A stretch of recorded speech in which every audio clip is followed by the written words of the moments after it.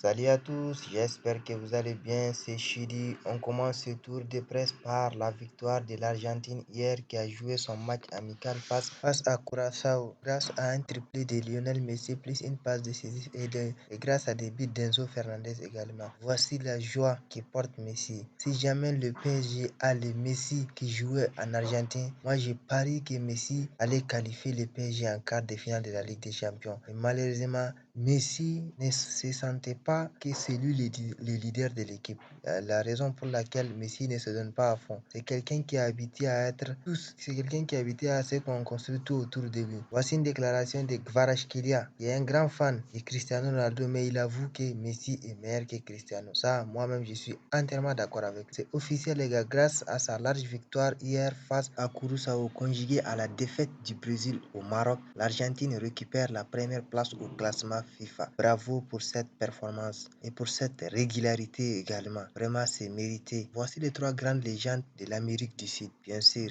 Diego Maradona, Messi et Pelé. Quelle est la plus grande légende de l'Amérique du Sud? À vous de me le dire dans les commentaires. Lionel Messi a inscrit plus de buts en sélection que PSG depuis juin 2022.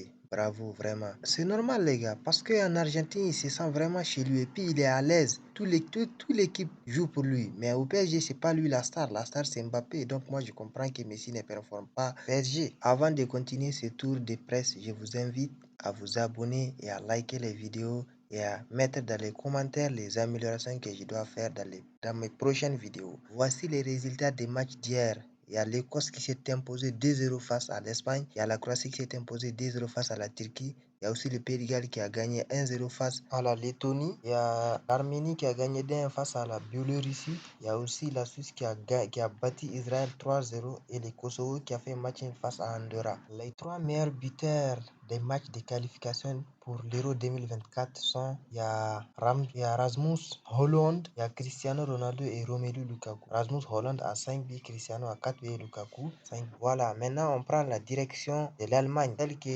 Maintenant on prend la direction de l'Allemagne où la Mannschaft a joué ce soir face à la Belgique où ils ont perdu 3-2 grâce à un doublé de Romelu Lukaku et un but Kevin De Bruyne. Bravo. On part maintenant en Espagne où les journaux espagnols parlent de la défaite de l'Espagne hier face à l'Écosse grâce à un doublé de Mike McTominay. Voici le journal L'équipe qui titre la douche écossaise. Bien sûr, parce ils n'ont rien proposé. C'est toujours pareil avec l'équipe d'Espagne. Ils ont un jeu stérile. Voici le journal AS qui titre le naufrage de la Roja à Glasgow et l'attaquant Rochelu pointé du doigt. Pourtant, il a bien débuté en inscrivant un doublé face à la Norvège au match passé. Ce dernier fait la une de tous les journaux espagnols tels que Marca à cause de ses occasions manquées face au but. Voici le journal Sport qui titre Naufrage. Ah ouais, parce qu'ils n'ont rien proposé. Ils étaient nuls du début jusqu'à la fin.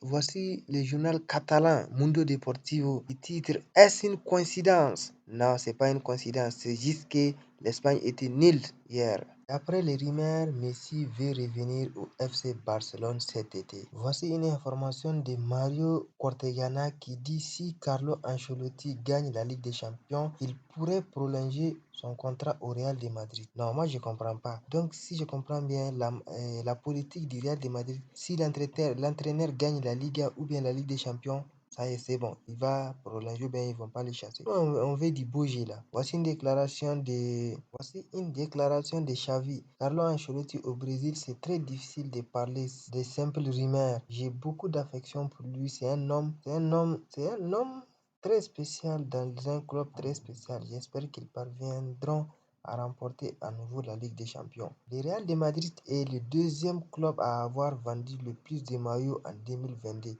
3,1 millions, juste derrière Manchester United.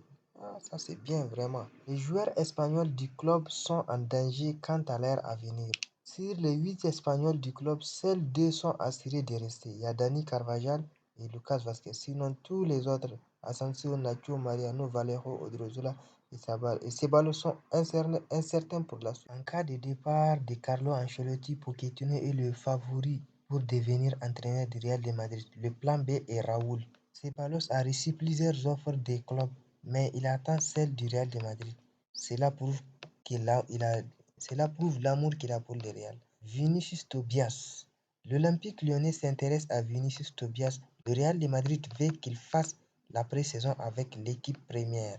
Le club prendra une décision pour un possible prêt ensuite. Le Real de Madrid a coupé contact avec le Paris Saint-Germain et il n'y a pas de négociation avec Kylian Mbappé. Voici les futurs maillots du Real de Madrid pour la saison 2023-2024. Moi, je trouve ça vraiment élégant, c'est beau et joli. C'est mieux que celle de cette année quand même. Surtout avec le design en or là. Et puis, il y a aussi Hala Madrid qui s'affichera sur les maillots. C'est joli quand même. Classez-moi ces 6 défenseurs par ordre. Vraiment, parce qu'ils ont tous joué au Real de Madrid pendant longtemps. Surtout Sergio Ramos, Varane et Pepe aussi. Bon, moi, voici mon classement. Je mets d'abord Sergio Ramos en premier, Pepe en deuxième, Militao, non, Varane en troisième, Militao en quatrième, et Cannavaro en dernier et l'autre. Voici les joueurs du Real de Madrid à l'entraînement hier matin. Ouais, voici Ferland Mendy, voici Karim Benzema, Asensio et Antonio Rudiger. Voici également Toni Kroos qui fait son retour parce qu'il était un peu malade. Voici aussi André Lunin qui a fait son retour parce qu'il était avec l'Ukraine. Toujours en Espagne, mais cette fois-ci, on prendra la direction des Catalans, bien sûr. Le rival historique du Real de Madrid. Voici les joueurs du rival historique du Real de Madrid à l'entraînement. Voici Sergio Roberto. Voici bien évidemment Rafinha qui n'a pas été appelé par la sélection brésilienne. Et voici Ansu Fati aussi qui n'est pas vraiment en grande forme cette année. On prend maintenant la direction de l'Afrique où les matchs ont eu lieu là-bas aussi pour les qualifications de la Coupe d'Afrique 2023 qui se tiendra en Côte d'Ivoire. Voici les résultats. Il y a le Botswana qui a perdu face à Cap-Vert. Il y a la Namibie qui a gagné le Cameroun 2-1. Il y a la Malawi qui a perdu 4-0 face à l'Égypte. Il y a bien évidemment le Botswana aussi qui a perdu 3-2 face à la Guinée équatoriale. Il y a la Tanzanie qui a perdu face à l'Ouganda. Il y a le Gambie qui a gagné 1-0 face au Mali. Il y a le Libéria qui a perdu face à l'Afrique du Sud. Aussi, le Mozambique qui a perdu face au Sénégal, le Togo qui a fait match nul contre le Burkina Faso, les Comores qui ont perdu face à la Côte d'Ivoire, la Tunisie qui a gagné face à la Libye et le dernier match, le Congo qui a fait match nul face à la Mauritanie. C'est officiel les gars. C'est officiel. Voici les pays qualifiés pour la CAN 2023-2024 en Côte d'Ivoire. Il y a la Côte d'Ivoire, le Maroc, l'Algérie, l'Afrique du Sud, le Sénégal, le Burkina Faso et la Tunisie. Félicitations pour ces cadors de l'Afrique. Et voici, on va féliciter également Max-Alain Gradel qui a atteint la barre de 100 sélections avec la Côte d'Ivoire. Félicitations et bravo pour cette cape. Voici également une grosse contre-performance des Camerounais qui se sont inclinés 2-1 face à la Namibie. C'est dommage vraiment pour les Lions indomptables. Vous avez été indomptés par, bien sûr, la Namibie. C'est grave. On continue ce tour de presse en parlant un peu du mercato où il y a Manchester United qui est intéressé par Victor Osimhen dont le prix a été fixé à 150 millions. Donc le Napoli est en négociation déjà pour retrouver son successeur qui joue actuellement à l'Union Saint-Gilloise. D'après Sky Sport, le Bayern Munich serait intéressé par Gavi. Gavi au Bayern, que pensez-vous? Ça serait un bon recrue, bien sûr. On file maintenant en France où un homme fait la une du journal de l'équipe ce matin. C'est Igor Tudor, l'entraîneur de l'OM. Le coach de l'Olympique de Marseille, accueilli fraîchement par le public marseillais en août dernier, confirme comment il a su imposer ses méthodes et obtenir des résultats qui lui ont permis d'être le dauphin du Paris Saint-Germain en championnat. En espérant plus, je suis à fond, je prends des risques, je suis content du travail qu'on a fait jusqu'ici, avec une belle Ligue des Champions et une déception en coupe, c'est vrai, après avoir éliminé Rennes et Paris et être éliminé, c'est dur. Ce match contre de Paris est l'un des plus beaux matchs auxquels j'ai participé comme entraîneur. On continue toujours avec Igor Tudor qui parle sur son joueur Vitinha. C'est un finisseur. On va essayer de le faire jouer quelques matchs avec Sanchez derrière lui pour voir. Mais ça là, c'est un flop total. Hein. Selon vous, quel est le grand gagnant et le grand perdant de ce rassemblement de l'équipe de France? Dites-le moi dans les commentaires. Voici l'arrêt que Mike Maignan a fait face à l'Irlande. Quel arrêt! Vraiment, il a sauvé les 3 points. C'est officiel. Hervé Renard a démissionné de son poste de sélectionneur en Arabie Saoudite. C'est sûrement pour aller prendre la sélection féminine des Bleus de l'équipe de France, bien sûr. Voici une déclaration de Luis Campos qui dit durant une réunion entre anciens grands joueurs et coachs, Luis Campos a confié qu'il était capable, avec ses méthodes, de remporter la Ligue des Champions à Paris d'ici 2 ans. Voici une déclaration de Memphis Depay qui vit une saison compliquée cette année. C'est une saison pour moi difficile, très dure malheureusement. C'est peut-être la saison la plus difficile de ma carrière jusqu'à présent. Oui, mais même l'année dernière, tu étais pété au Barça. Depuis que tu as quitté Lyon, là, tu n'as rien prouvé, mon frère. Voici une déclaration d'un journaliste de l'ESPN qui s'appelle Franck Lebouef sur CR7. Il a dit: je n'ai jamais été à son niveau. J'ai gagné la Coupe du Monde et pas lui. Vraiment, cette journal-là, quotidien ESPN, tout leur temps à critiquer Cristiano Ronaldo. Pour moi, Cristiano Ronaldo est le joueur le plus critiqué au monde. Je sais pas pourquoi les Européens ne l'aiment pas comme ça. Putain, ils les détestent grave. Parce qu'il a réussi, c'est tout.